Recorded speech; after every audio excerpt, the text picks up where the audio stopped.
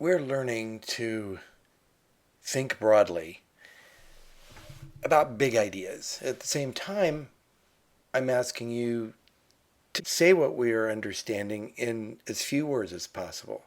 So when we think about the universe, how can we classify the universe simply, but at the same time, get the big picture because the universe is really big. It's like really big. So as we go through this reading, I want you to be thinking about how can we think simply about the universe, but at the same time, really take in the whole thing? How can we think broadly? How can we get that big idea as well? So let's read a little bit and see how it goes. How simply can we classify what is in the universe? So the first paragraph goes like this. When we think about the universe, we can think both simply and at the same time broadly, in a big way, if we consider that there are only two things to understand: matter and energy. That's all there is in all the universe. We already understand that matter is substance that has volume, that is, it takes up space, and matter also has mass. In other words, it weighs something. But what is energy? How do we understand energy? Is energy light? Is it heat? Is energy electricity? How about a roller coaster at the top of a hill? Or the roller coaster at the bottom of the hill? Or the roller coaster rolling down the hill? Does a roller coaster have kinetic energy, or is the roller coaster energy? And why do magnets behave as they do? Are they energy, or are they matter? What are the stepping stones that will help us understand energy? Well, for now, we can think about energy as power or force that causes things to move or change. Let's keep our thinking focused on a big picture of energy. And so, in the entire universe, there's matter and there's energy. Stuff that fills up space, and power that causes stuff to move or change.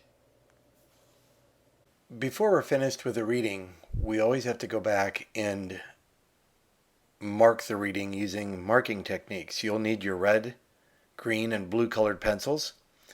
So if you'll get those handy, if you need to go get them and pause the video, do so right now. But in this first paragraph, when we think about the universe, we can think both simply and at the same time broadly if we consider that there are only two things to understand: matter, we need to circle in red, and energy with red.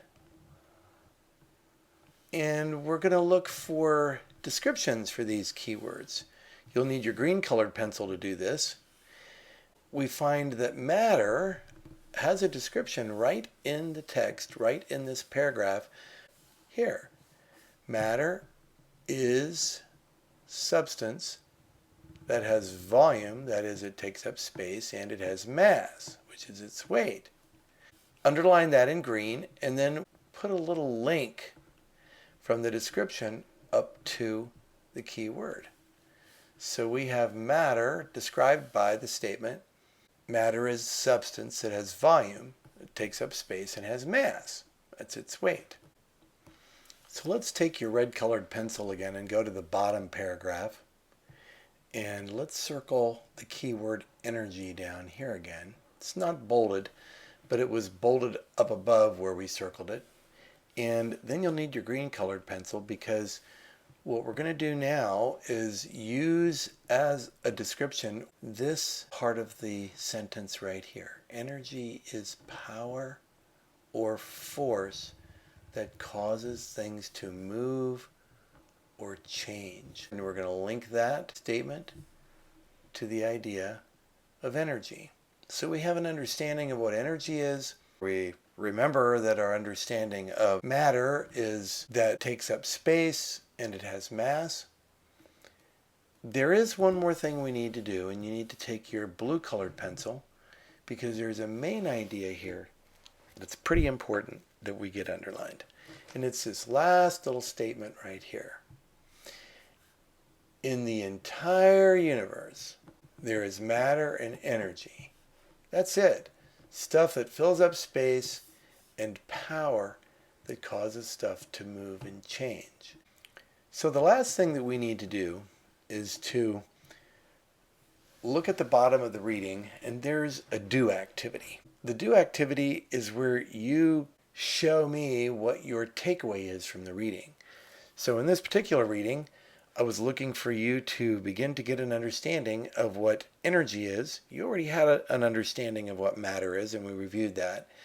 And so on the back of this page, what you need to do right now is to turn it over, sketch matter, and then label it and write a little description about how is it that you're using it to describe what matter is. And then also a second sketch, something that you understand to be energy, and then describe what it is that you're showing in your sketch that actually explains or describes or shows what energy is.